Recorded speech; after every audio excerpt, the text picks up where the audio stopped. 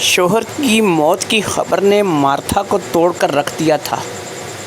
ایک غریب کرایہ کے مکان میں رہنے والی بیچاری کرسچن عورت، جس کی 2 بیٹیاں تھیں اور دونوں بیٹیوں میں سے ایک 13 سال کی اور دوسری قریب 10 سال کی تھی۔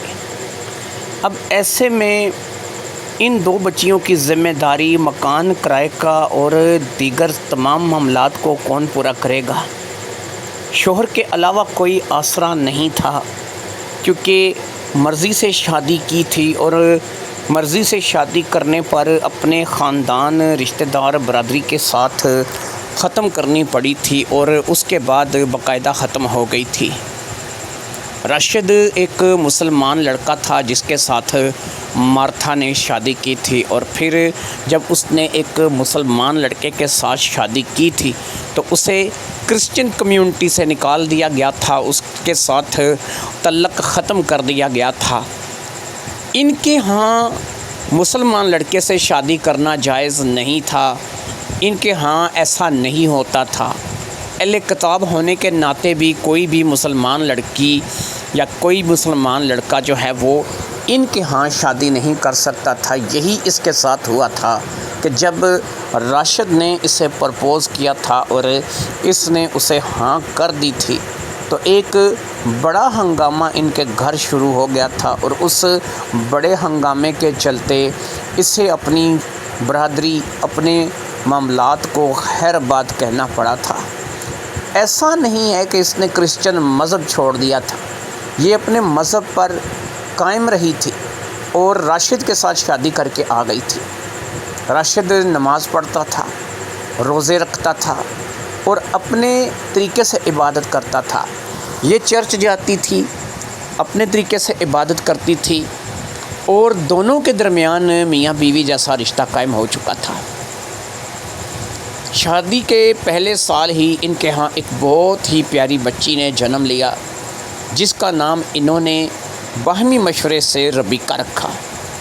اب ربیکہ جو ہے وہ کرسچن نام ہے، اور اس بار جو بچی پیدا ہوئی اس کا نام ربیکہ رکھا گیا، لیکن اس کے 3 سال بعد ایک اور بیٹی اللہ نے دی اور اس کا نام ان لوگوں نے ثانیہ رکھا، یعنی کہ ایک نام کرسچن رکھا گیا اور ایک نام قریب ایسا رکھا گیا کہ جو مسلمان بھی رکھتے ہیں اور کرسچن بھی رکھ سکتے ہیں۔ اس لیے راشد اور مارتھا کی جو محبت تھی، جو ان کی شادی ہوئی تھی، اس میں ایک بیٹی کا نام ربیکہ اور دوسری کا نام ثانیہ رکھا گیا تھا۔ ان 2 بیٹیوں کے ساتھ ہی ان کی زندگی تھی، ان کا نظام تھا۔ یہی زندگی بڑے سکون سے گزر رہی تھی کہ ایسے میں ایک پریوار ان کے ساتھ آ کر کے رہنے لگا۔ جیسے کہ بتایا کہ یہ ایک کرایہ دار فیملی تھی، تو ان کے ساتھ ایک اور پریوار کا اضافہ ہوا۔ وہ دونوں مسلمان تھے، میاں بیوی تھے، ان کی صرف ایک ہی بیٹی تھی جو کہ ابھی اتنی زیادہ بڑی نہیں تھی، صرف 3 سال کی تھی۔ جب وہ لوگ ان کے ساتھ آ کر کے رہنا شروع ہوئے تو آپس میں لین دین، تعلق، واسطہ بڑھتا چلا گیا۔ پھر ایسا ہوا کہ یہ جو مسلمان فیملی آئی، جس میں لڑکی کا نام مریم تھا، جس کی یہ کرسچن عورت مارتھا ویسے ہی عزت کر رہی تھی، کیونکہ ظاہری بات ہے کہ مریم ان کے لیے بڑا مقدس نام تھا۔ مریم کے شوہر کا نام احمد تھا، اور احمد اور مریم اپنی بیٹی فضا کے ساتھ یہاں پر رہنے کے لیے آئے تھے۔ یہ بھی ایک کرایہ دار فیملی تھی اور ان کے ساتھ اچھی ان کی نبھنے لگی تھی، اچھے بننے لگی تھی، کیونکہ ایک ہی گھر میں 2 کمروں کا مکان تھا۔ غربت کے مارے ایک کمرہ مارتھا اور اس کے شوہر نے لے رکھا تھا، جبکہ دوسرا کمرہ احمد اور مریم کے پاس تھا۔ احمد اور مریم اچھے خوشحال زندگی جی رہے تھے۔ احمد باقاعدہ گاڑی چلانے کا کام کرتا تھا اور اچھا کماتا تھا، جبکہ مریم اپنی بیٹی کے ساتھ گھریلو ذمہ داریوں میں مصروف رہتی تھی۔ بچی تو ظاہری بات ہے 3 سال کی تھی، لیکن اس کی ذمہ داریاں جو بھی تھی وہ مریم پر تھی۔ ایسے میں مریم کو ایک بڑی سہولت مارتھا اور اس کی بیٹیوں کے ساتھ یہ ہو گئی تھی کہ مارتھا کی دونوں بیٹیاں فضا کو اپنے سر آنکھوں پر بٹھا کر کے رکھتی تھیں۔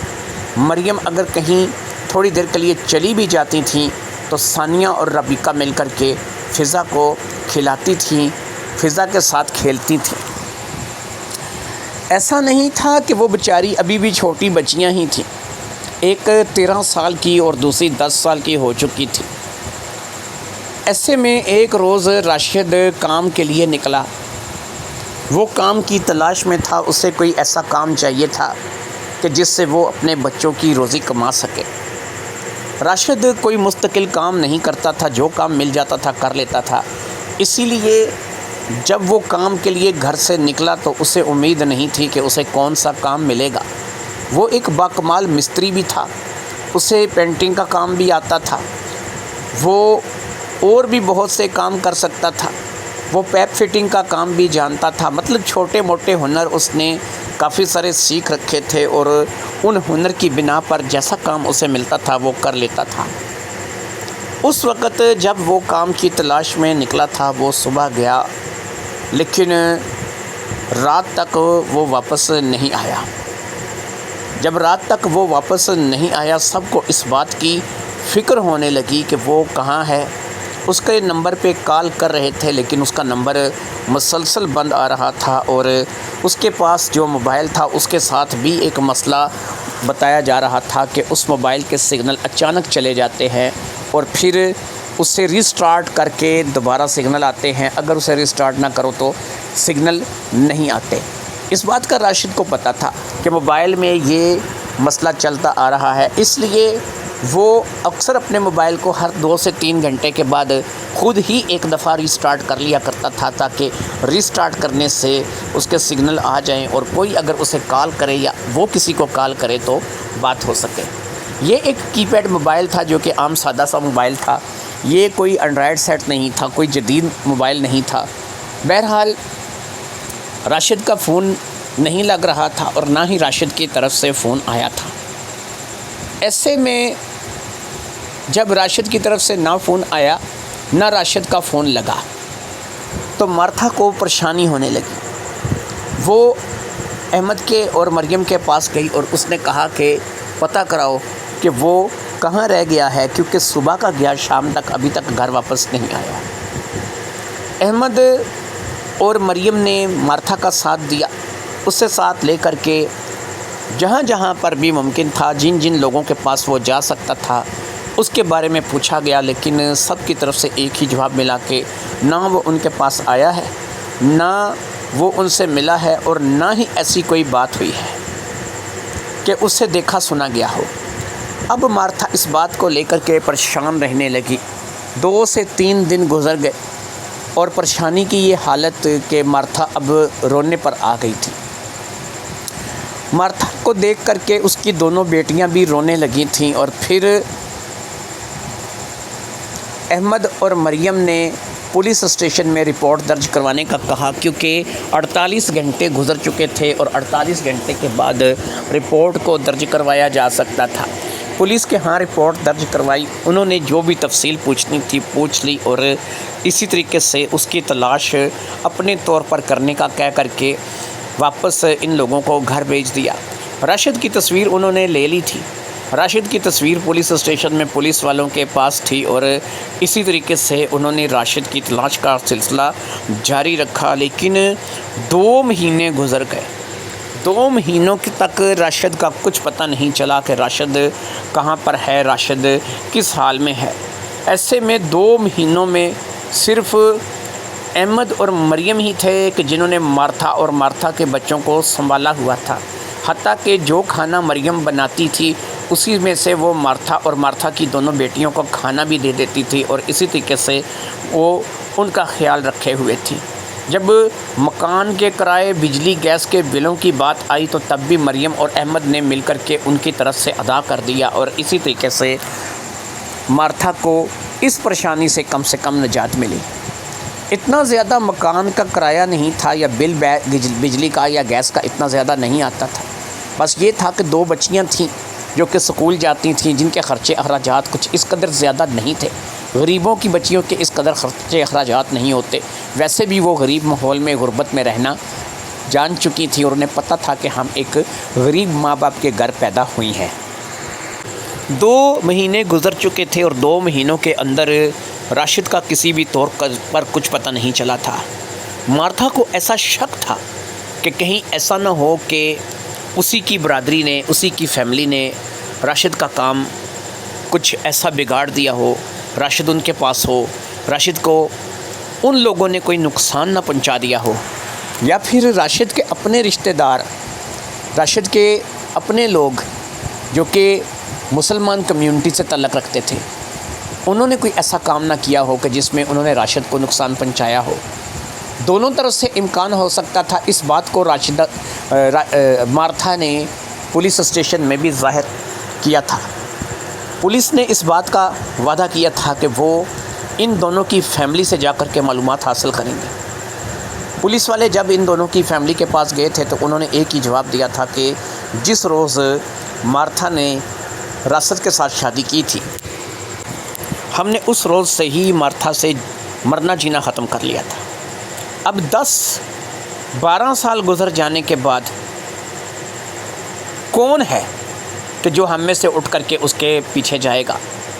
یہ اس کی خام خیالی ہے کہ ہم لوگ جو ہے وہ اس کے پیچھے آئیں گے، اس لیے ہم میں سے کوئی بھی نہیں ہے۔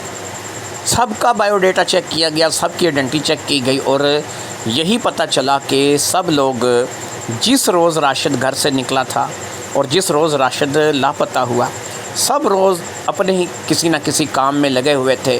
ان کے پاس ان کی مضبوط ایلیبائی تھی، مضبوط گواہ تھے، جس کی بلبوتے پر یہ بات ثابت ہوتی تھی کہ کسی بھی طریقے میں کوئی بھی شخص ان میں سے راشد کے کسی بھی معاملے میں دخل نہیں دے سکتا اور نہ ہی وہ جو ہے وہ راشد کے لیے کوئی نقصان کا باعث ہو سکتا ہے۔ اسی طریقے سے جب راشد کے اپنے رشتہ داروں سے اس بارے میں پوچھ گئی تو انہوں نے یہی کہا کہ بھئی ہم نے تو اسے 13-14 سال ہو گئے ہیں نکال دیا ہے، خود سے نکال دیا ہے اور کبھی مڑ کر اس پیچھے نہیں دیکھا۔ جب سے اس نے ایک کرسچن عورت سے شادی کی ہے اور باقاعدہ اس شادی ہی نہیں کی بلکہ اس کے ساتھ گھر داری اور بچے، تو ہمیں ضرورت ہی نہیں ہے ایسے شخص کے ساتھ ملنے کی۔ ایلیبائی ان کا بھی مضبوط تھا، ہر بندے کے پاس کوئی نہ کوئی جواز موجود تھا اور جواز بھی اس قدر مضبوط تھے کہ جس سے پاس صاف پتہ چلتا تھا کہ ان کا راشد کے غائب ہونے سے کوئی تعلق نہیں۔ یہ ایک ایسا مسئلہ تھا کہ جو الجھتا چلا جا رہا تھا۔ پولیس کے پاس اس کا کوئی جواب نہیں تھا کیونکہ ظاہری بات ہے کہ راشد غائب ہو چکا تھا اور اسے غائب ہوئے 2 مہینے گزر چکے تھے۔ اب 2 مہینے کے بعد ایک لاوارث لاش کا پتہ چلتا ہے کہ جو ایک سڑک کے کنارے ہے اور اس کی شناخت جو ہے وہ ممکن نہیں، اس کا چہرہ بے حد بگڑ چکا ہے۔ اس کا چہرہ بگڑ چکا ہے کہ اس کے چہرے کو خود بگاڑ دیا گیا ہے۔ جب اس بگڑے ہوئے چہرے والے لاش کے پاس پولیس گئی تو اسے پہچاننے میں ناکام تھی، اسے سوچنے سمجھنے میں ناکام تھی۔ ایسے میں تمام افراد گمشدہ ان کی ایک لسٹ تیار کی گئی اور ہر ایک کہ جو بھی گمشدہ تھا اس کے گھر والوں کو بلا کر کے یہ لاش دکھائی گئی اور باقاعدہ جو ہے اس کی شناخت کروائی گئی، لیکن کوئی بھی اس کو اپنا عزیز ماننے کے لیے تیار نہیں تھا۔ جب کوئی بھی اسے اپنا عزیز ماننے کے لیے تیار نہیں تھا، پھر مارتھا کی باری آئی۔ مارتھا، احمد اور مریم اور دونوں بیٹیاں رابقہ اور ثانیہ جب وہاں پر گئے اور انہوں نے کپڑے ہی دیکھے، پہناوا ہی دیکھا، تو انہوں نے پہچان لیا کہ یہی راشد ہے۔ وہیں پر رونا دھونا شروع ہو گیا، وہیں پہ اس بات کا ثابت ہو گیا کہ یہ راشد ہے اور راشد کو مار دیا گیا ہے۔ مرنے والے کا قد قامت، رنگ روپ، پہناوا، کپڑے، وہ سب راشد کے کپڑے تھے۔ چہرہ اس حد تک بگڑ چکا تھا یا بگاڑ دیا گیا تھا کہ وہ پہچان میں نہیں آ رہا تھا۔ لہٰذا I D card, identity verification اور دیگر کاغذات سے جب راشد کی تصویر مارتھا سے لی گئی اور مارتھا نے وہ تصویریں دکھائیں تو پولیس بھی اس بات کو ماننے پر مجبور ہو گئی کہ یہ راشد کی ہی لاش ہے اور یہ راشد ہی ہو سکتا ہے۔ جو حلیہ ان تصویروں کے اندر تھا وہ راشد کا ہی حلیہ تھا اور یہ مرنے والا بھی راشد ہی تھا۔ لیکن سوال یہ تھا کہ راشد کو مار کس نے دیا، راشد کی جان کس نے لی، راشد کو اس حد تک جو ہے وہ کس نے پہنچایا؟ کوئی بھی ایسا نہیں تھا کہ جو اس بارے میں جواب دے سکتا۔ لاش کو پوسٹ مارٹم کے لیے بھیج دیا گیا۔ دوسرے تیسرے دن پوسٹ مارٹم رپورٹ آ گئی اور پوسٹ مارٹم رپورٹ جو تھی وہ یہ انکشاف کر رہی تھی کہ گلا گھونٹ کر کے موت ہوئی ہے۔ اس کے بعد جو ہے اس کا چہرہ بگاڑ کر کے اسے یہاں پر پھینک دیا گیا ہے۔ یہ شخص راشد ہے یا نہیں ہے، کیونکہ فنگر پرنٹس ریکارڈ میں نہیں ہے اور نہ ہی کسی چیز پر فنگر پرنٹس جو ہیں وہ ہیں کہ جو راشد سے ملا کر کے دیکھے جا سکے۔ راشد کی لاش کو مارتھا کے حوالے کر دیا گیا، لہٰذا اسے ایک کفن میں ڈال کر کے قبرستان میں، کرسچن قبرستان میں دفن کر دیا گیا۔ اگرچہ وہ ایک مسلمان تھا لیکن کیونکہ اب اس کی بیوی مارتھا کے حوالے کیا گیا تھا، اس لیے اس نے وہی کچھ کیا تھا کہ جتنا وہ جانتی تھی، یعنی اس کی رسومات اس نے اپنے مذہب کے مطابق سے کروائی تھیں اور آخری رسومات کو ادا کر کے وہ شخص اس دنیا سے چلا گیا تھا۔ اس کے بعد مارتھا کی زندگی ویران ہی ویران تھی۔ مارتھا ایک انتہائی خوش شکل عورت تھی۔ 13 اور 10 سال کی 2 بچیوں کے ماں ہونے کے باوجود ایسا لگتا تھا کہ جیسے کوئی گڑیا ہے، ایک ایسی ہستی مسکراتی کھیلتی گڑیا۔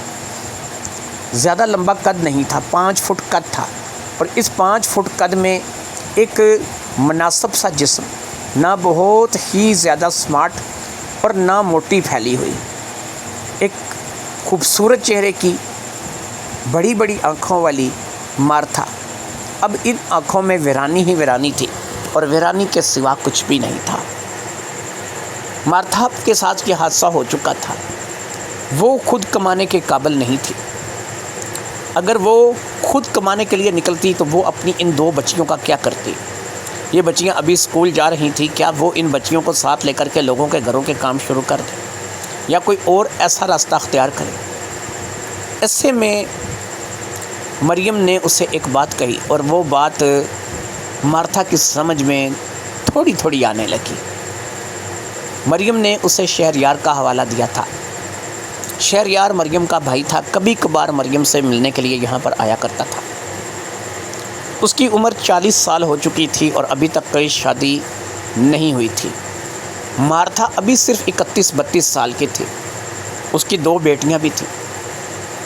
مریم نے کہا کہ اگر تم اس بات کو راضی ہو تو کیونکہ شہریار 40 سال کا ہو چکا ہے اور ابھی تک شہریار کی شادی نہیں ہوئی ہے، تو میں ایسا کر سکتی ہوں کہ میں اپنے بھائی سے بات کروں اور میرا بھائی تم سے شادی کے لیے آمادہ ہو جائے۔ مارتھا کے پاس بھاگنے کا کوئی راستہ نہیں تھا، نہ اپنے رشتہ دار، نہ کوئی غیر، نہ کوئی اور۔ ایسے میں اگر احمد اور مریم اسے سہارا دے رہے تھے تو اس کے لیے وہ ایک بہت ہی جائز بات کر رہے تھے۔ وہ شہریار کو کئی بار دیکھ چکی تھی۔ وہ مریم کا بھائی تھا، یہاں پر آتا تھا، زیادہ تر اپنے کام سے کام رکھتا تھا۔ وہ ایک اچھی جاب کرتا تھا۔ وہ جب بھی یہاں پر آتا تھا زیادہ تر اپنے کام میں گھسا رہتا تھا۔ اس کے پاس ایک لیپ ٹاپ، کچھ کاغذات ہوتے تھے جن کو لے کر کے وہ بیٹھا رہتا تھا، اپنے کام کے حوالے سے ہی زیادہ تر مصروف رہتا تھا۔ ایک ایسا شخص کہ جسے اپنے کام سے دلچسپی تھی، جس کی اچھی سیلری تھی، جو راشد کی طرح مزدوری نہیں کرتا تھا، ایک اچھی سیلری پہ کام کرتا تھا، اچھے پیسے کماتا تھا، جس کا گھر اپنا تھا، جس نے ایک بڑی حویلی بنا رکھی تھی جہاں پر ایک دفعہ مارتھا اپنی بچیوں کو ساتھ لے کر کے دعوت پر گئی بھی تھی۔ راشد بھی اس وقت موجود تھا اور یہ دعوت شہریار نہیں کی تھی۔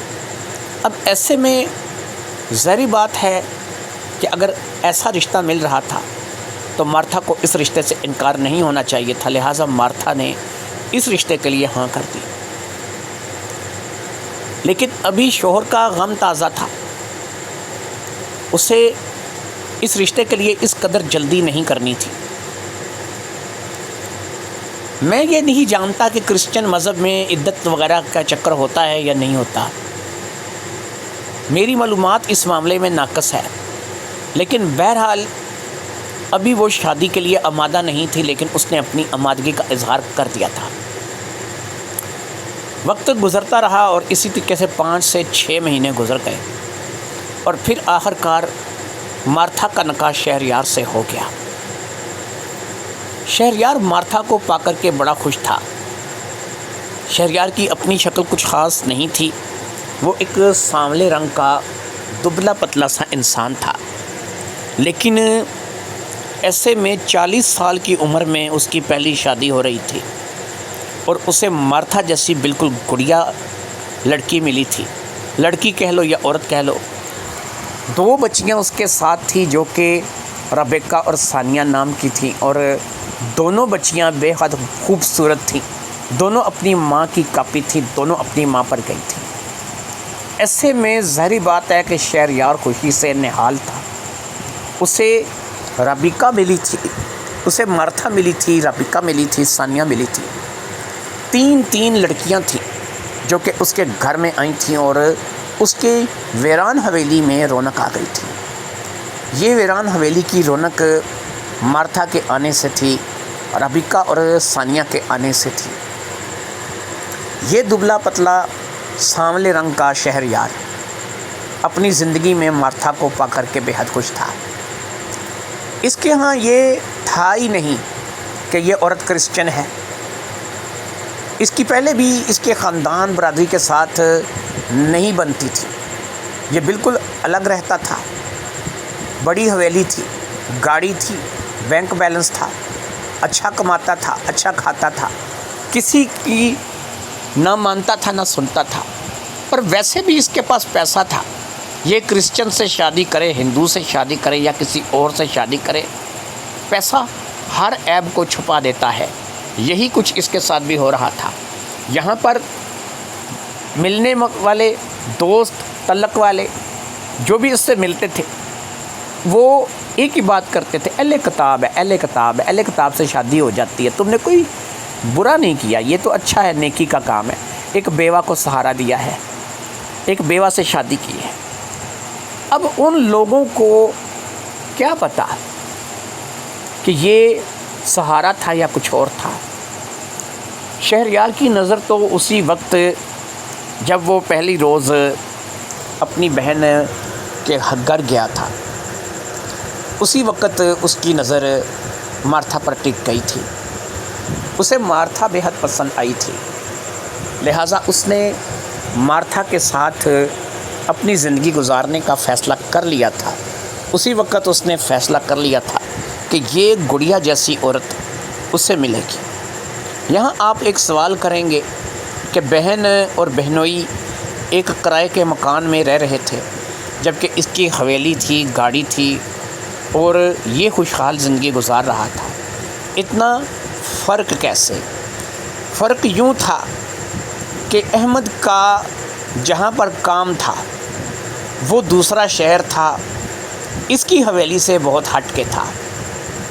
کام کے سلسلے میں وہ روزانہ اتنی دور سے اس شہر جا کر کے کام نہیں کر سکتا تھا، اس لیے اس نے ایک مناسب سا کمرہ کرائے کے لیے تلاش کرنا شروع کیا تھا، اور اس مناسب سے کمرے میں وہ اپنی بیوی کے ساتھ شفٹ ہو گیا تھا۔ مریم اور احمد وہاں پر شفٹ ہو گئے تھے، لیکن ایسا نہیں کہ وہ کھاتے پیتے گھر سے نہیں تھے، صرف فرق یہ تھا کہ وہ اپنی جاب کے لیے وہاں پر تھا، وہ اپنے کام کے لیے وہاں پر تھا، کیونکہ وہ گاڑی چلاتا تھا، ڈرائیور تھا، اس لیے جس اڈے سے جس جگہ سے وہ گاڑی نکالتا تھا وہ اسی شہر میں تھا، اور مریم کو اس لیے اس کے ساتھ وہاں دوسرے شہر میں جا کر کے صرف ایک کمرے کے مکان میں گزارا کرنا پڑا، اور وہ ایک کمرے کے مکان میں بھی گزارا اس لیے کر رہے تھے کہ یہ ایک تو سیپریٹ مکان تھا، دوسرا ان کے ساتھ صرف ایک ہی دوسرا کمرہ تھا جس میں مارتھا اپنی بیٹیوں کے ساتھ رہ رہی تھی۔ تو اس میں ظاہری بات ہے کہ اگر مریم کھاتی پیتی تھی تو تبھی اس نے مارتھا کی فیملی کو بھی سنبھالا تھا، 2 مہینے تک ان کا بجلی گیس کرایہ سب کچھ ادا کیا تھا۔ اسی طریقے سے کیونکہ احمد ایک ڈرائیور تھا، وہ گاڑی چلاتا تھا اور اس کی گاڑی کیونکہ اسی شہر سے نکلتی تھی اس لیے وہ دور رہنے پر مجبور تھا، نہیں تو جس شہر میں شہریار رہتا تھا اس شہر میں احمد کا خود کا ذاتی مکان تھا اور احمد وہاں پر اپنے ذاتی مکان میں بھی رہ سکتا تھا، لیکن وہاں سے اسے اپنے کام کاج اپنی روزی روزگار کے لیے بہت دور جانا پڑتا، اور دوسرا یہ ہے کہ پھر اسے مریم کو بالکل گھر میں اکیلے چھوڑ کر جانا پڑتا، جو کہ مریم اکیلے رہنے کے لیے تیار نہیں تھی۔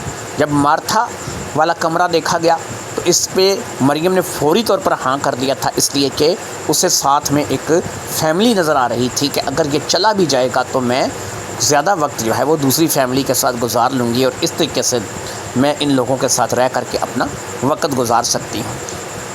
پھر جب ان لوگوں کے ساتھ اچھے تعلق بن گئے اور راشد، مارتھا اور اس کی دونوں بچیاں اس گھر میں، اور یہ ان کے گھر میں، یعنی گھر کیا تھا، ایک ہی کمرے سے دوسرے کمرے میں جانا تھا، تو آنے جانے لگے، تو اس وقت ان لوگوں کی اس حد تک جو ہے وہ بات چیت چل نکلی۔ لیکن پھر اچانک سے راشد کے غائب ہو جانے پر سب لوگ جو ہے وہ صدمے میں آ گئے تھے، اور پھر شہریار نے 5 سے 6 مہینے کے اندر ہی مارتھا سے نکاح کر کے اسے اپنی بیوی بنا لیا تھا۔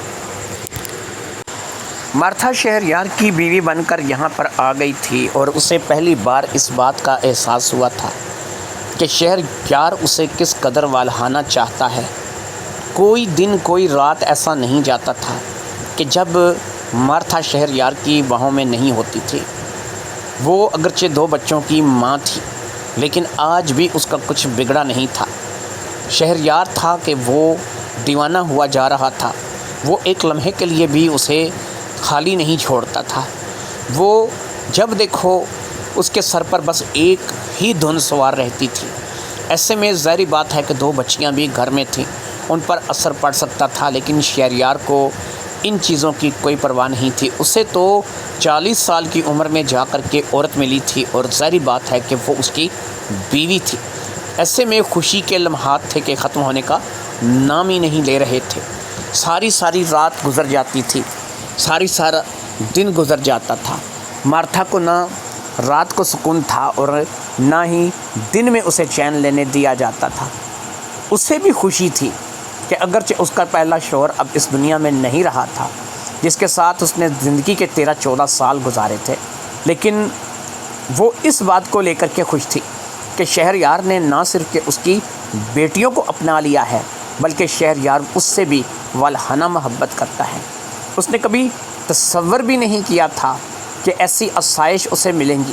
اچھا کھانے کو مل رہا تھا، اچھا پہننے کو مل رہا تھا، اور ایسا تھا کہ لگتا تھا کہ زندگی جو ہے وہ جس قدر دکھوں میں کاٹی ہے اب اس کا ازالہ ہو رہا ہے۔ اور شوہر کے مرنے کے بعد جس دوسرے شوہر سے شادی ہوئی تھی اس نے تو اسے نہال کر کے رکھ دیا تھا۔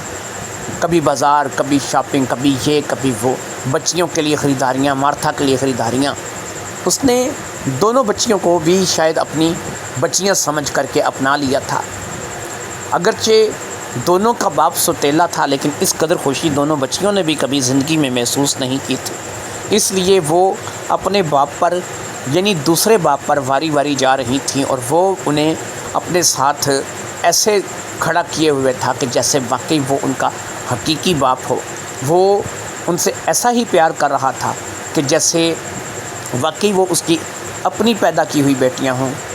اس بات کو لے کر کے مارتھا اور نہال تھی۔ اگرچہ مارتھا اعتراض کرنا چاہتی تو شہریار کے رویے پہ اعتراض کر سکتی تھی کہ وہ نہ دن کو اسے چھوڑتا ہے نہ رات کو اسے چھوڑتا ہے، بس اسے موقع ملنا چاہیے۔ لیکن اس نے اس بات کا اعتراض صرف اس لیے نہیں کیا کہ وہ دیکھ رہی تھی کہ اس کی بیٹیاں بے حد خوش ہیں، انہیں جیسے ہفت اقلیم کی دولت مل گئی ہو، جیسے انہیں دنیا کی ہر خوشی مل گئی ہو۔ ان کے پاس موبائل آ گئے تھے، اینڈرائڈ سیٹ آ گئے تھے، وہ ویڈیو کالیں کرنے لگی تھی، نیٹ چلانے لگی تھی، ہر قسم کی خوشی سہولت ان کو میسر ہو گئی تھی۔ 50-50 60-60 ہزار کا موبائل ایک ایک بچی نے پکڑا ہوا تھا۔ اچھے سکول میں داخل ہو گئی تھی، اچھے انگریزی سکول میں پڑھنے لگی تھی، اچھی تعلیم ملنے لگی تھی۔ ایسے میں ظاہری بات ہے کہ جب اتنی خوشی صرف ایک شخص کی وجہ سے مارتھا کو اور مارتھا کے بچوں کو حاصل ہو رہی تھی تو ظاہری بات ہے کہ مارتھا اس خوشی کو کیسے کافور کر سکتی تھی؟ اب اگر شہریار دن میں رات میں سوتے جاگتے اٹھتے بیٹھتے دھوپ چھاؤں بارش یا کسی بھی حالت میں مارتھا سے کسی چیز کا تقاضا کرتا تھا تو وہ انکار نہیں کرتی تھی. وہ ایسے تیار رہتی تھی کہ جیسے وہ اس کے حکم کی منتظر ہو، جیسے وہ یہی چاہتی ہو کہ جیسا اس کا شوہر چاہتا ہے ویسا ہی ٹھیک ہے. زندگی بڑے آرام سے گزر رہی تھی. اسی طریقے سے خوشی ہی خوشی تھی، خوشحالی ہی خوشحالی تھی. پھر ایک روز جب یہ شہریار کو کچھ دن کے لیے کہیں جانا پڑ گیا، وہ مارتھا اور بچیوں کو اپنے ساتھ لے کر کے نہیں گیا تھا کیونکہ اسے اپنے کام کے سلسلے میں دوسرے شہر جانا پڑا تھا. شہر بہت دور تھا. اس نے کہا تھا کہ وہ 2 سے 3 دن کے اندر واپس لوٹ کے آئے گا. مارتھا کا دل دھڑکنے لگا تھا. اسے اپنا پہلا شوہر راشد یاد آیا تھا جو ایسے ہی کام کے لیے گھر سے گیا تھا لیکن کبھی واپس لوٹ کر کے نہیں آیا تھا. لیکن یہاں پر شہریار کی نوعیت کچھ علیحدہ تھی. شہریار کچھ علیحدہ تھا. اس کے پاس اپنی گاڑی بھی تھی اور وہ اپنے پاس ایک ریوالور بھی رکھتا تھا جو کہ باقاعدہ لائسنس یافتہ تھا.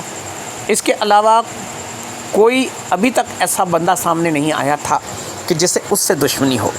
ویسے دشمنی تو کسی راشد سے بھی کسی کی نہیں تھی، لیکن بہرحال بیوی تھی، پریشان تو ہوئی لیکن کام سے جانے پہ روک بھی نہیں سکتی تھی. اس لیے شہریار اپنے کام کے لیے روانہ ہو گیا. شہریار کے چلے جانے کے بعد پہلی بار مارتھا کو اس اتنی بڑی حویلی میں اکیلے پن کا احساس ہوا. اسے اس بات کا احساس ہوا کہ شہریار ہوتا ہے تو کتنی رونق ہوتی ہے، نہیں ہوتا تو کتنا عجیب لگتا ہے. اس کی بیٹیاں بھی اداس تھیں کہ باپ چلا گیا تھا، باپ نہیں رہا تھا. ایسے میں مارتھا نے کہا کہ چلو اس اداسی کو تھوڑا سا دور کرتے ہیں. ابھی تک اتنی بڑی حویلی ہے کہ نہ اس حویلی کے ہر کمرے کو دیکھا ہے، نہ اس حویلی کے ہر حصے کو دیکھا ہے. کیوں نہ اس حویلی میں گھوم پھر کر کے پہلے تو ساری حویلی کو دیکھا جائے، ہر کمرے میں ہر حصے کو جا کر کے دیکھا جائے اور اس حویلی میں گھوم پھر کر کے اپنا وقت گزارا جائے. دیکھا جائے کہ اس حویلی میں کون کون سی چیز کہاں پر ہے، کیونکہ چند ہی کمرے تھے جو کہ ان کے استعمال میں تھے. باقی آدھے سے زیادہ حویلی بند پڑی تھی، تالے لگے ہوئے تھے. چابیاں مارتھا کو پتہ تھی کہ کہاں ہوتی ہیں، اس لیے اسے چابیاں حاصل کرنے میں کوئی دقت کا سامنا نہیں کرنا پڑا. اس نے اب ایک ایک کمرے کو کھول کر کے دیکھنا شروع کر دیا تھا. اس وقت ربیکہ اور ثانیہ اسکول گئی ہوئی تھی اور صرف گھر میں مارتھا تھی. اس گھر میں اگرچہ نوکر تھا لیکن وہ گھر کے اندر نہیں آ سکتا تھا. وہ جس کام کے لیے بھی آتا تھا گھر سے باہر کھڑے ہو کر ہی بات کرتا تھا، کیونکہ ظاہری بات ہے کہ شہریار نے اسے گھر کے اندر آنے سے منع کر رکھا تھا. ایسے میں مارتھا پورے گھر میں گھومتی پھر رہی تھی. اس نے ایک ایک کمرے کو کھولا، پھر دیکھ کر کے اچھے طریقے سے بند کر دیا. ہر کمرہ قیمتی سامان سے آراستہ تھا، ہر کمرہ اپنی مثال آپ تھا. پھر اسے ایک ایسا کمرہ ملا کہ جو کمرہ تو تھا لیکن اس میں زیادہ تر پرانا سامان پڑا تھا. ایسا سامان کہ جو زیادہ تر گھر میں ٹوٹ پھوٹ کا شکار ہو گیا ہو. غریبوں کے لیے تو یہ بھی بڑا تھا، اس کو تھوڑا بہت مرمت کرا کے اپنے گھر میں رکھ لیں تو وہ ان کا گھر بھی بہت اچھا لگے. لیکن یہاں پر یہ تھوڑا بہت ٹوٹ پھوٹ کا سامان جو تھا یہ یہاں پر کنڈم کر کے رکھ دیا گیا تھا. مارتھا نے سوچا تھا کہ وہ شہریار کے آنے پر اسے بتائے گی کہ اگر ایسا سامان تھوڑا بہت مرمت کرایا جائے تو پھر بھی کسی کے کام آ سکتا ہے. چلو اپنے نہ صحیح اس سٹور میں ڈالنے کی بجائے اسے بیچا جا سکتا ہے، چلو 4 پیسے اس سے مل جائیں گے. ظاہری بات ہے کہ وہ ایک غریب عورت تھی اور اس کی سوچ جو ہے وہ اسی کے لیول تک محدود تھی.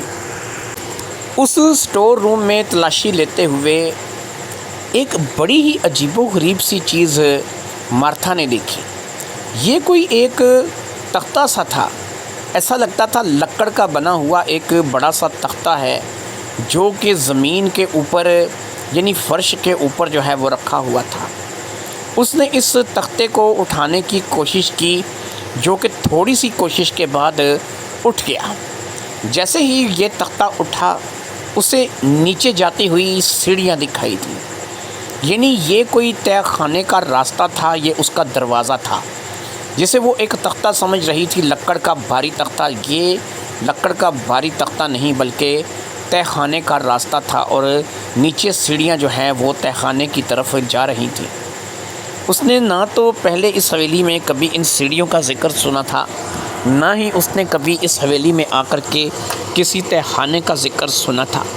شہریار نے نہ اسے کسی تہہ خانے کے بارے میں بتایا تھا، اور نہ ہی جو ہے اس کے بارے میں کبھی کوئی ذکر کیا تھا۔ یہ تہہ خانہ مارتھا کے لیے عجیب تھا۔ اسے پہلی بار اس تہہ خانے کے بارے میں پتہ چلا تھا۔ اسے پتہ تھا کہ ابھی صرف دن کے 11 بجے ہیں۔ اس کی بیٹیاں 1:30-2 بجے سے پہلے گھر نہیں آئیں گی۔ نوکر گھر کے اندر آ نہیں سکتا تھا۔ اسے جب بھی بلایا جاتا تھا، 1 گھنٹی کے ذریعے سے بلایا جاتا تھا اور کام بول دیا جاتا تھا، اور وہ کام وہ کر دیتا تھا۔ ایسے میں مارتھا کو چاہیے تھا کہ وہ نیچے جا کر کے اس تہہ خانے کو دیکھ لے۔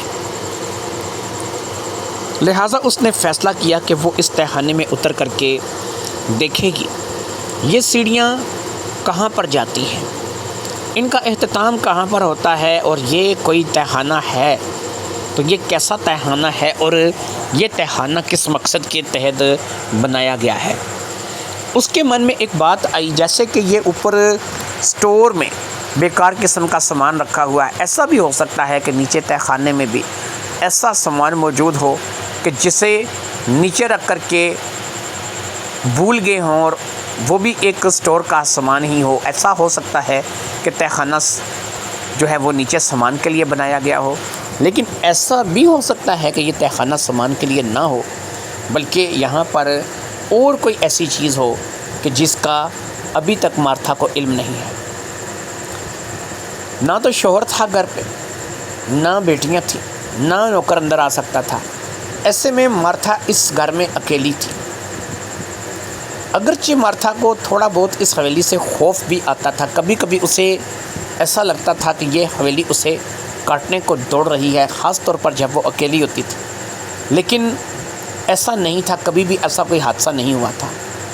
خیر، مارتھا نے اس تختے کو بالکل ایک سائڈ پر کر دیا، جس کی وجہ سے اب سیڑھیوں صاف واضح نظر آنے لگی تھی، اور نیچے جاتا ہوا راستہ صاف دکھائی دے رہا تھا۔ جیسے ہی راستہ پوری طرح سے کھلا، وہ آرام سے ان سیڑھیوں سے نیچے اترنے لگی۔ ان سیڑھیوں سے نیچے اتر کر وہ قریب 20 کے قریب سیڑھیاں تھیں۔ ان سے نیچے اتر کر جیسے ہی وہ نیچے پہنچی، اس نے دیکھا کہ یہ ایک ہال ہے۔ یہ تہہ خانہ ایک بڑے ہال پر مشتمل ہے۔ اس ہال میں 2 حصے ہیں۔ 2 حصے اس طریقے سے کہ یہ اس ہال کے جو درمیان میں ایک جگہ چھوٹی سی دیوار بنا کر کے اس کا ایک پارٹ ادھر بنا دیا گیا ہے، ایک پارٹ ادھر بنا دیا گیا ہے، یعنی 2 کمرے کر دیے ہیں صرف اس چھوٹی سی دیوار کی وجہ سے 2 حصوں میں۔ جب یہ پہلے کمرے میں داخل ہوئی تو یہاں پر نہ تو کوئی سامان تھا، نہ ہی کوئی چیز پڑی تھی۔ یہاں پر تھوڑی سی دھول تھی، گندگی تھی، اس کے علاوہ کچھ نہیں تھا۔ اب یہ اس دیوار کی طرف بڑھی جو کہ زیادہ سے زیادہ 2 انچ کے قریب 2 فٹ کے قریب تھی۔ جب یہ اس 2 فٹ کی دیوار کے پاس گئی تو دوسری طرف والا جو کمرہ تھا وہ ایک صاف ستھرا کمرہ تھا۔ وہاں پر باقاعدہ بستر لگا ہوا تھا، وہاں پر باقاعدہ بستر لگا ہوا تھا، کھانے پینے کی چیزیں تھیں، ایسی چیزیں تھیں کہ جن کو دیکھ کر کے پتہ چلتا تھا کہ کوئی شخص باقاعدہ کھاتا پیتا ہے۔ پانی کے لیے ایک کولر تھا جو کہ وہاں پر پڑا تھا، بستر لگا ہوا تھا۔ اسی کے ساتھ اسی کمرے میں ایک چھوٹا سا واش روم تھا، شاید یہ غسل خانہ واش روم اکٹھا تھا۔ یہاں پر اس غسل خانے، اس واش روم میں، اس بستر میں ان کھانے پینے کی اشیاء کے ساتھ ایسا لگتا تھا کہ یہاں پر کوئی رہتا ہے، یا اگر رہتا نہیں ہے تو پھر کسی کی رہائش یہاں تھی، کوئی رہتا تھا۔ ایسے میں مارتھا کی نظر دیوار پر پڑی، جہاں سے زنجیر، جو کہ ایک لوہے کی زنجیر تھی، وہ اس دیوار میں اچھی طریقے سے کسی طریقے سے پیوست کی گئی تھی۔ وہ زنجیر اب مارتھا نے دیکھنی شروع کی، کیونکہ یہاں تہ خانے میں روشنی قدرے کم تھی۔ اب مارتھا کو وہ زنجیر نظر آئی تھی، اور زنجیر مارتھا نے دیکھنی شروع کی تو وہ زنجیر اس دیوار سے شروع ہو کر کے واش روم تک جا کر کے ختم ہوئی تھی۔ یعنی ایسا تھا کہ یا تو واش روم کے اندر کوئی تھا، یا پھر یہ زنجیر واش روم تک ویسی ہی چلی گئی تھی۔ مارتھا نے واش روم کے دروازے پر ہاتھ رکھ کر اسے کھولنے کی کوشش کی تو اسے احساس ہوا کہ دروازہ اندر سے بند ہے۔ یعنی مارتھا کا خدشہ صحیح ثابت ہوا کہ کوئی ہے جو کہ واش روم کے اندر ہے۔ مارتھا کا دل تیزی سے دھڑکنے لگا۔ اسے سمجھ نہیں آ رہی تھی کہ کیا ہے، کون ہے جو کہ اس واش روم کے اندر ہے۔ وہ وہیں پر کھڑی ہو کر کے انتظار کرنے لگی کہ تھوڑی دیر میں واش روم کے دروازے کی کنڈی کھلنے کی آواز سنائی تھی۔ دروازہ کھلا اور جو قیدی تھا، جس کے ایک پیر میں وہ زنجیر باندھی گئی تھی اور دوسرا اس زنجیر کو دیوار میں ڈال کر کے دیوار کے ساتھ اس قدر مضبوطی سے باندھ دیا گیا تھا کہ وہ وہاں سے ہل بھی نہیں سکتی تھی۔ ایک طاقتور سے طاقتور آدمی بھی اسے وہاں سے نہیں ہلا سکتا تھا۔ ایک کڑی اس قیدی کے پاؤں میں تھی اور دوسری دیوار کے ساتھ منسلک تھی۔ ایسے میں جیسے ہی وہ شخص واش روم سے باہر نکلا، مارتھا کی نظر اس پر پڑی اور مارتھا چونک پڑی۔ وہ بھی مارتھا کو دیکھ کر کے چونک پڑا تھا۔ اگرچہ اس کی حالت بری تھی، اس کے کپڑے پھٹ چکے تھے، اس کی داڑھی بے شمار بڑھ چکی تھی، اس کے بال بڑے ہوئے الجھے ہوئے بال تھے کہ آسانی سے اس کی شناخت ممکن نہیں تھی۔ کوئی بھی پہلی نظر میں اسے پہچان نہیں سکے گا۔ دکھنے میں وہ کوئی ایک وحشی درندہ لگتا تھا۔ جو اس کا حلیہ بنا ہوا تھا اس سے ایسا ہی ثابت ہوتا تھا کہ وہ ایک وحشی درندہ ہے اور اس کے علاوہ اور کچھ نہیں۔ لیکن جس کے ساتھ زندگی کے 14 سال گزارے ہوں، آپ اسے پہچاننے میں غلطی کیسے کر سکتے ہیں؟ وہ راشد تھا۔ جی ہاں، راشد زندہ تھا۔ راشد نے بھی مارتھا کو پہچان لیا تھا۔ مارتھا نے تو راشد کو پہچان ہی لیا تھا۔ راشد اور مارتھا ایک دوسرے کو دیکھتے رہے۔ پھر مارتھا کے منہ سے لرزتے ہوئے الفاظ نکلے۔ اس نے کہا، راشد۔ اگرچہ اس کی آواز زیادہ بلند نہیں تھی، لیکن راشد کے ہونٹ لرزائے۔ اس کے چہرے پر ایک کرب کا سا سما پیدا ہوا، ایسے جیسے وہ بڑی تکلیف میں ہو۔ پھر اس نے ان لرزتے ہونٹوں کے ساتھ، اس کرب زدہ چہرے کے ساتھ اپنی بیوی مارتھا کو مخاطب کیا۔ اس نے کہا، مارتھا تم ہو۔ اب مارتھا جان چکی تھی کہ یہ راشد ہے، اور راشد جان چکا تھا کہ یہ مارتھا ہے۔ دونوں کی ملاقات ہو چکی تھی۔ مارتھا کی سمجھ میں کچھ نہیں آ رہا تھا۔ اس نے اپنی آنکھوں سے راشد کی لاش دیکھی تھی۔ اس نے راشد کا کفن دفن خود کیا تھا۔ وہ جانتی تھی کہ راشد مر چکا ہے، لیکن یہ کون تھا؟ اگر راشد نہیں تھا، اگر وہ راشد نہیں تھا تو یہ راشد تھا، اور اگر وہ راشد تھا تو یہ کون تھا؟ اس بات کو لے کر کے مارتھا نے راشد سے سوال کیا۔ راشد نے کہا، مارتھا تمہیں شاید حقیقت کا علم نہیں ہے، لیکن میں جو تمہیں بتانے جا رہا ہوں، اس بات کو سن بھی لینا، سوچ بھی لینا، سمجھ بھی لینا۔ اس روز میں کام کے لیے نکلا. جیسے ہی میں گھر سے نکلا مجھے راستے میں شہریار مل گیا. شہریار اپنی گاڑی میں تھا. اس نے مجھے گاڑی میں بیٹھ کر کے چھوڑنے کی آفر کی. اس نے کہا جہاں بھی جانا میں چھوڑ دیتا ہوں. میں اس کے ساتھ گاڑی میں بیٹھ گیا. اب اس نے مجھ سے ایک بات کی. اس نے کہا کہ یار بات یہ ہے کہ تمہاری بیوی تمہارے بچے بے حد خوبصورت ہے، لیکن مسئلہ یہ ہے کہ تمہارے ہیں. میں نے کہا یار اس میں کیا مسئلہ ہے، میرے ہیں تو میرے ہی ہوں گے. کہنے لگا یار دیکھو کہ تم کتنے خوش قسمت ہو، اتنی پیاری خوبصورت بیوی ملی، اتنے پیارے پیارے 2 بچے ملے. تو اب یہ ہے کہ یہ خوش قسمتی ہر انسان کے نصیب میں نہیں ہوتی. تمہاری بڑی بیٹی لگ بھگ 13 سال کی ہے، تو تمہاری شادی کو اندازہ لگا سکتا ہوں 14 یا 15 سال ہو گئے ہوں گے. اب 14-15 سال بہت عرصہ ہوتا ہے.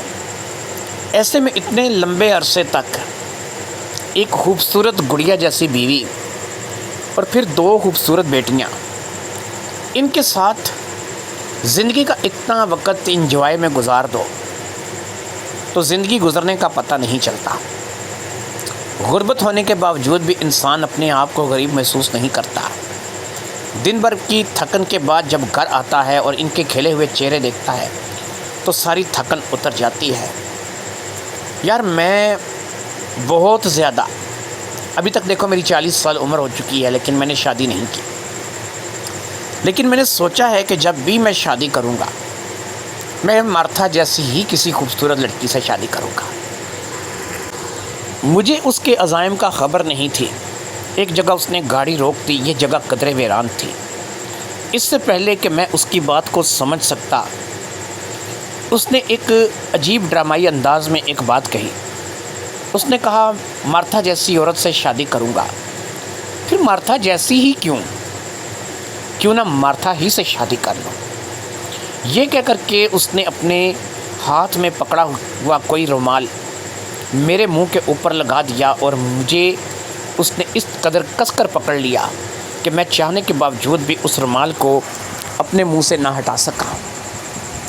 تھوڑی ہی دیر میں مجھے اپنے حواس جاتے ہوئے محسوس ہوئے اور مجھے ایسا لگا کہ میں بے ہوش ہو گیا. پھر جب مجھے ہوش آیا تو میں یہاں اس تہخانے کے اندر تھا. اس نے مجھے اتنی مضبوط کڑی کے ساتھ باندھ رکھا تھا. وقت گزرتا گیا. وہ مجھے کھانا دیتا، وہ مجھے پانی دیتا، لیکن یہاں سے جانے نہیں دیتا. میں نے اس سے منت سماجت کی. اس سے کہا کہ مجھے جانے دو. اس نے میرے آگے ایک شرط رکھی. اس نے کہا کہ ٹھیک ہے میں تمہیں یہاں سے جانے دوں گا، لیکن اس کے لیے تمہیں مارتھا کو چھوڑنا ہوگا، ہمیشہ ہمیشہ کے لیے اسے ڈیورس دینا ہوگا، اور جب تم اسے ڈیورس دو گے تو تب ہی تم یہاں سے جا سکتے ہو. اس نے مجھ سے ڈیورس کے کاغذات سائن کروانے چاہے. وہ چاہتا تھا کہ کسی نہ کسی طریقے سے تم تک وہ پیغام پہنچا دے کہ جس میں تمہیں ڈیورس کا خط ملے. تم اس ڈیورس کو پڑھو اور تمہیں ایسا پتہ چلے کہ تمہیں میں نے ڈیورس دے دیا ہے. میں نے اس کی بات کو نہیں مانا. میں تمہیں ڈیورس دینے کے لیے تیار نہیں تھا. پھر اس نے مجھے کہنا چھوڑ دیا، مجھے میرے حال پر چھوڑ دیا. میں بھی اس کی منت سماجت کر کے تنگ آ چکا تھا. میں نے دیکھا کہ وہ مجھے یہاں سے نہیں جانے دے گا. میں نے ہر طرح سے ہر حربہ آزمایا، لیکن اس نے مجھے یہاں سے نہ نکلنے دینا تھا نہ نکلنے دیا. جب اس نے مجھے ڈیورس کا تقاضا بند کر دیا، مجھے نہیں پتا اس کے بعد وہ کیوں مطمئن ہو گیا. پہلے وہ روزانہ کی بنیاد پر یہاں پر آتا تھا. روزانہ میرے پاس یہاں پر بیٹھ کر کے کچھ وقت گزارتا تھا، باتیں کرتا تھا. مجھے بھی چلو یہ تھا کہ چلو وہ آ تو جاتا ہے، بیٹھ کر باتیں تو کرتا ہے. اور کون تھا کہ جس کے ساتھ میں یہاں اس تہخانے میں بیٹھ کر کے باتیں کرتا. لیکن پھر اس نے یہ آنا بہت کم کر دیا. وہ کبھی ہفتے میں 1 بار آتا، لیکن اب وہ جب بھی آتا اس کے چہرے پر خوشی ہوتی، مسکراہٹ ہوتی، ایسے جیسے کہ اس نے اپنا مقصد حل کر لیا ہو، اس نے سب کچھ حاصل کر لیا ہو۔ پھر ایک روز وہ میرے پاس آیا اور اس نے مجھے تمہاری اور اس کی شادی کی تصویریں دکھائی۔ میں نے دیکھا میری بیٹیاں بے حد خوش ہیں، میں نے دیکھا تم بھی خوش ہو۔ پھر کبھی وہ مجھے چھوٹے چھوٹے ویڈیو کلپ بنا کر کے یہاں پر لے آتا، کبھی وہ مجھے تصویریں دکھاتا جس میں اس نے تمہیں لپٹا رکھا ہے، میری بیٹیوں کو اپنے ساتھ لپٹا رکھا ہے۔ ایک خوش زندگی، ایک خوشحال زندگی تم لوگ جی رہے ہو۔ میری بیٹیوں کے اچھے کپڑے ہیں، وہ اچھے سکول جا رہی ہیں، وہ اچھا کھا رہی ہیں، اچھا پہن رہی ہیں، اچھا پی رہی ہیں۔ ان تمام باتوں کو دیکھ کر کے میں مطمئن اس بات سے تھا کہ چلو اس نے مجھے یہاں قید ہی کر دیا ہے، لیکن تم لوگوں کی زندگی کو اس نے بدل کر رکھ دیا ہے۔ جو شاید میں تمہیں ساری زندگی نہ دے سکتا، جو شاید میں ساری زندگی نہ کما سکتا، وہ خواب، وہ سپنے تم لوگوں کے وہ پورے کر رہا ہے۔ بس کیا کہوں، میں قید ہوں یہاں پر۔ اب تم بتاؤ کہ تم یہاں مجھ تک کیسے پہنچ گئے۔ مارتھا نے اسے اس کے شہر سے باہر جانے اور پھر پوری حویلی کو دیکھنے، سٹور روم والے کمرے میں آنے اور پھر نیچے تہہ خانے میں آنے کا بتا دیا۔ اس نے کہا کہ ٹھیک ہے، اس کا مطلب ہے کہ تمہیں پتہ چل چکا ہے کہ میں یہاں قید ہوں۔ مارتھا نے کہا ہاں مجھے پتہ چل چکا ہے کہ تم یہاں قید ہو۔ وہ کافی دیر تک وہاں بیٹھ کر کے اس سے باتیں کرتی رہی۔ ان چابیوں میں سے اس نے چابیاں کڑی میں لگا کر کے چیک بھی کی، لیکن کڑی کی چابی کوئی بھی نہیں تھی۔ ظاہری بات ہے وہ چابیاں حویلی کی چابیاں تھیں اور ان میں سے کوئی بھی اتنی بڑی چابی نہیں تھی کہ جو اس کڑی کے تالے کو کھول سکتی۔ لیکن ایسے ہی اس نے دیکھ لیا تھا، اسے ویسے بھی اندازہ تھا کہ ان میں سے کوئی بھی چابی اس کڑی کو نہیں لگے گی۔ اب راشد نے کہا کہ مارتھا تم کیا چاہتی ہو، تم نے کیا فیصلہ کیا ہے؟ کیا تم شہریار کا راز فاش کرو گی؟ اب تو تمہیں یہ پتہ چل چکا ہے کہ میں اس حویلی میں قید ہوں، مجھے یہاں سے نکالو، مجھے باہر کی دنیا میں لے چلو، میں ایک دفعہ پھر اپنی دنیا میں مگن ہونا چاہتا ہوں، ایک دفعہ پھر اپنی دنیا میں جانا چاہتا ہوں۔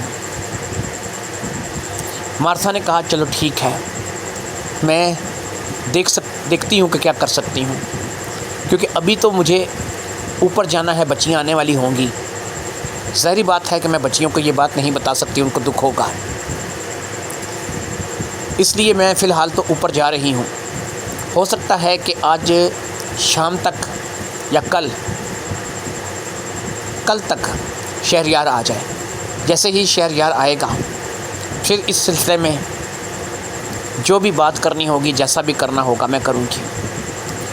راشد نے کہا اس سے بات مت کرنا، اس سے بات کرنے کا تو پھر ایک ہی مقصد ہے کہ اسے پتہ چل جائے گا کہ تم یہاں پر آئی تھی، اور پھر ہو سکتا ہے کہ تم لوگ بھی، اس لیے بہتر یہی ہے کہ تم پولیس کے پاس جاؤ اور اسے بتاؤ کہ راشد کہاں پر ہے، راشد کہاں قید ہے۔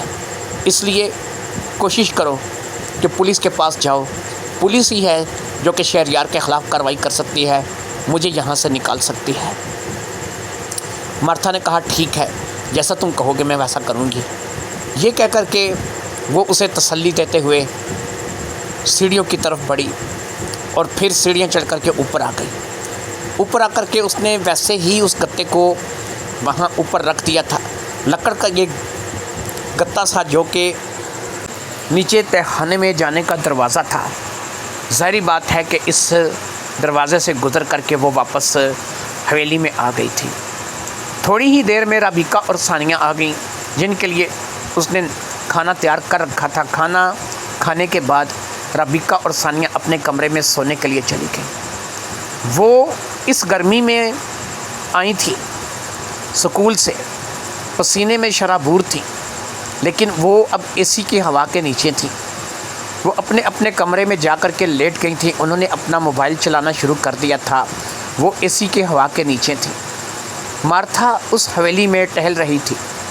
اس کے اندر ایک آگ تھی، ایک طوفان تھا، ایک سوچ تھی، لیکن یہ سوچ کیا تھی، یہ آگ کیا تھی، یہ طوفان کیا تھا، یہ مارتھا کی سمجھ سے فی الحال باہر تھا۔ خیر کسی نہ کسی طور دن گزر گیا، رات آ گئی۔ شہریار اسی رات کو واپس آ گیا۔ کام زیادہ دن کا تھا لیکن جلدی ختم ہو گیا تھا، اس لیے شہریار نے واپس آنا مناسب سمجھا تھا۔ شہریار واپس آیا تو اس نے مارتھا کو حویلی کے باہر ہی منہ لٹکائے بیٹھے دیکھا۔ ایسا لگتا تھا کہ جیسے مارتھا بے حد اداس ہے۔ وہ مارتھا کے پاس آیا، اس نے مارتھا کا ہاتھ پکڑا، اسے اٹھا کر کے اپنے سینے سے لگایا، کہا کیا بات ہے جان، کس وجہ سے پریشان ہو؟ کہنے لگی بس ایک بات ہے جو پریشان کر رہی ہے، ایک بات ہے جس کو لے کر کے پریشان ہوں۔ اب شہریار نے کہا کہ ایسی کون سی بات ہے جس کو لے کر کے تم پریشان ہو؟ چلیے اندر آئیے، آپ کو بتاتی ہوں۔ اب وہ اندر لے کر کے اسے اپنے کمرے میں چلی گئی۔ یہ ان لوگوں کا بیڈ روم تھا، خاص ان لوگوں کے لیے مخصوص تھا، یہاں پر کوئی اور نہیں آتا تھا۔ بیڈ روم میں آتے ہی اس نے دروازے کی کنڈی اندر سے بند کر دی۔ شہریار نے کہا اچھا تو ایسے ارادے ہیں، بہت ہی زیادہ یاد آ رہی ہے، اس کا مطلب ہے میری۔ کہنے لگی نہیں، آپ سے کچھ بات کرنی ہے، آئیے یہاں بیٹھ کر بات کرتے ہیں۔ وہ دونوں اپنے بیڈ پر بیٹھ گئے، جہاں پر ان کی دن رات مستیاں چلتی تھیں اور وہ ایک دوسرے کو سیراب کرتے تھے، جہاں پر ان کی زندگی گزر رہی تھی۔ اپنے بیڈ میں آ کر کے بیٹھ کر کے اب مارتھا نے کہا میں ایک بات جان چکی ہوں، بس اسی سلسلے میں آپ سے مشورہ کرنا ہے۔ شہریار نے کہا کیا مشورہ کرنا چاہتی ہو، کیا بات جان چکی ہو، بتاؤ۔ اب مارتھا نے کہا آپ کے چلے جانے کے بعد میری خواہش ہوئی کہ میں پوری حویلی دیکھوں، اور پھر میں نے پوری حویلی دیکھ ڈالی، حتیٰ کہ میں تہہ خانے تک چلی گئی۔ شہریار تہہ خانے کا ذکر سن کر ایک دفعہ چونکا۔ اس نے کہا تم تہہ خانے میں چلی گئی؟ مارتھا نے کہا ہاں۔ شہریار نے کہا پھر؟ اس نے کہا پھر کیا، میں نے وہاں راشد کو دیکھا۔ شہریار نے کہا تو اب؟ اس نے کہا میں نے اسے دیکھا، وہ مجھ سے کہنے لگا کہ مجھے پولیس کو اس بارے میں خبر کرنی چاہیے۔ میں وہاں سے باہر نکل آئی۔ میرا ایک من چاہتا تھا کہ میں پولیس کو اطلاع کروں، پولیس کو بتاؤں، لیکن پھر میں نے اپنی بیٹیوں کو دیکھا، اس گھر کو دیکھا، اپنا سوچا، آپ کا سوچا، سب کچھ سوچنے سمجھنے کے بعد میں اس نتیجے پر پہنچی کہ راشد کو واپس لے آؤں تو زندگی وہیں پر جا کر ختم ہو جائے گی۔ ایک کرائے کا مکان، ذمہ داریاں، پریشانیاں، اور میری بیٹیوں کی زندگی وہی سرکاری سکول تک محدود ہو کر کے رہ جائے گی۔ اس لیے میں نے ایک فیصلہ کیا ہے۔ شہریار نے کہا ہاں بولو کیا فیصلہ کیا ہے؟ میں نے یہی فیصلہ کیا ہے کہ یا تو 2 مہینے بعد، راشد کے 2 مہینے گم ہونے کے 2 مہینے بعد جو مجھے خبر ملی تھی وہ خبر سچی تھی، یا پھر آج جو میں نے راشد کو دیکھا ہے اسے ہی ساری زندگی کے لیے سچ مان لوں۔ شہریار نے کہا کھل کر بات کرو مارتھا، کہنا کیا چاہتی ہو؟ اس نے کہا 2 مہینے بعد وہ میری زندگی کے لیے ہمیشہ ہمیشہ کے لیے چلا گیا تھا، وہ مر گیا تھا، مجھے اس کی موت کی خبر ملی تھی۔ میں آج بھی یہی مان کر کے چلوں گی کہ وہ مر چکا ہے، اور میں نے اسے کفنا دفنا کر کے قبرستان کے حوالے کر دیا ہے۔ میں کسی سے نہیں ملی، میری کسی سے ملاقات نہیں ہوئی، میں کسی تہہ خانے میں کبھی گئی ہی نہیں۔ میرا اس تہخانے سے، اس تہخانے کے قیدی سے کوئی تعلق نہیں۔ شہریار نے کہا کہ کیا تم واقعی یہ فیصلہ کر چکی ہو؟ اس نے کہا ہاں، اپنے لیے، اپنی بچیوں کے لیے، اپنے مستقبل کے لیے، اپنی بچیوں کے مستقبل کے لیے، اس گھر کے لیے، اس عیش و عشرت کے لیے، اور اپنی بچیوں کے مستقبل کے لیے میں راشد کے ساتھ شاید وہ زندگی گزارنا دوبارہ پسند کر بھی لوں، دوبارہ اسی زندگی میں لوٹ جاؤں، لیکن میری بچیوں کو جو یہاں پر آ کر خوشی ملی ہے، میں نے اپنی بیٹیوں کو جتنا خوش دیکھا ہے، اتنا خوش میں نے انہیں کبھی نہیں دیکھا۔ اس لیے میں اپنی بیٹیوں کے لیے یہ قربانی دوں گی۔ میں نے کسی سے ملاقات نہیں کی، میں نے کسی کو نہیں دیکھا۔ میرا شوہر تو وہی تھا جس کی لاش ملی تھی اور وہ مر چکا تھا۔ شہریار نے کہا اگر یہ تمہارا اپنا فیصلہ ہے تو ٹھیک ہے، میں تمہارے اس فیصلے میں کوئی دخل نہیں دوں گا۔ باقی ایک بات پھر ساری زندگی یاد رکھنا، تمہیں بھی اور مجھے بھی صرف ایک بات کی احتیاط کرنی ہوگی، ہمیں کسی بھی طریقے سے رابقہ اور ثانیہ کو اس سٹور والے کمرے اور اس تہخانے سے دور رکھنا ہوگا۔ تم نے تو بیٹیوں کے لیے فیصلہ کر لیا ہے، لیکن ہو سکتا ہے کہ بیٹیاں اسے دیکھ کر کے بدک جائیں اور وہ ایسے فیصلے نہ کر سکیں جیسے کہ تم نے کیا ہے۔ اس نے کہا کہ نہیں، میں کبھی بھی اپنی بیٹیوں کو اس طرف نہیں جانے دوں گی، میں اس بات کا وعدہ کرتی ہوں۔ شہریار نے کہا ہے تو ٹھیک ہے، پھر پریشانی کس بات کی ہے، آ جاؤ میری باہوں میں، اور مارتھا اس کے گلے لگ گئی۔ شاید اسے اپنی بچیوں کا مستقبل اپنی اور اپنے اس کھوئے ہوئے شوہر کی زندگی سے زیادہ عزیز تھا۔ پتہ نہیں مارتھا کا یہ فیصلہ درست تھا یا نہیں تھا، لیکن بہرحال اس نے یہی فیصلہ کیا تھا۔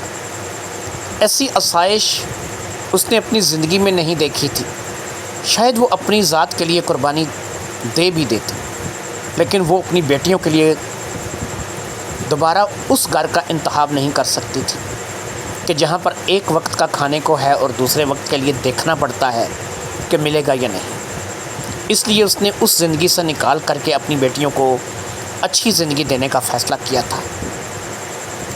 اس کام کے لیے ظاہری بات ہے کہ ایک زندگی داؤ پر لگ رہی تھی جو کہ راشد کی تھی، لیکن اسے اس بات سے کچھ فرق نہیں پڑتا تھا۔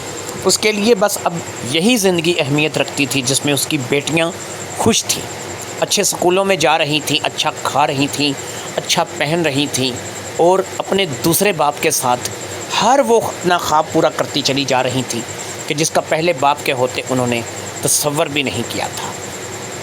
لہٰذا مارتھا خوش تھی، شہریار خوش تھا، رابقہ اور ثانیہ بھی خوش تھے۔ جب سب لوگ خوش تھے تو ایک زندگی کی قربانی اگر مارتھا دے رہی تھی تو اتنا تو بنتا تھا۔ دوستو، امید کرتے ہیں کہ آپ کو یہ کہانی پسند آئی ہوگی۔ ہمارا دوسرا چینل ہے نایاب سٹوری کارنر، اسے لازمی دیکھیے، سبسکرائب، لائک، کمنٹ، شیئر کیجئے۔ امید کرتے ہیں کہ آپ کو یہ کہانی پسند ہوئے گی۔ ہر کہانی کا انجام ایک جیسا نہیں ہوتا، ہر کہانی ایک نوعیت کی نہیں ہوتی۔